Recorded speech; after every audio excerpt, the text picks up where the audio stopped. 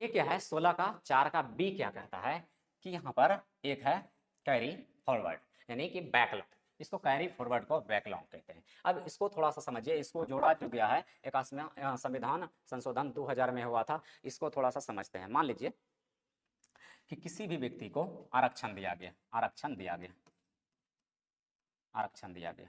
अब इसमें क्या है, आरक्षण दिया गया, आरक्षण कैसे, मान लीजिए कि एक अभी हम बताएं कि दरोगा का वैकेंसी निकला और दरोगा का वैकेंसी में 1000 कुल पद दिया।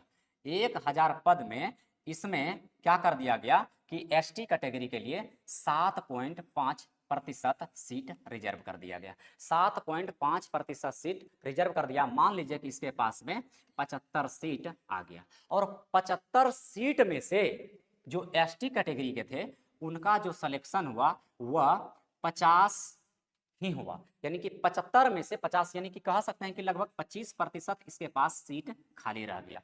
यानी कि ये जो 4 का बी कहता है, अब ये जो दोबारा वैकेंसी आएगा, दोबारा जो वैकेंसी आएगा, मान लीजिए दोबारा वैकेंसी फिर से आया 1000, तो 1000 में इन व्यक्तियों को कितना सीट रिजर्व कर दिया गया था, 75 सीट रिजर्व कर दिया गया था। किसके लिए कर दिया गया था, एसटी के लिए कर दिया गया था। लेकिन एसटी का सिलेक्शन कितना हुआ, एसटी का सिलेक्शन 50% ही हुआ, यानी 25% सीट खाली, यानी कि मान लीजिए कि 25 सीट खाली बच गया।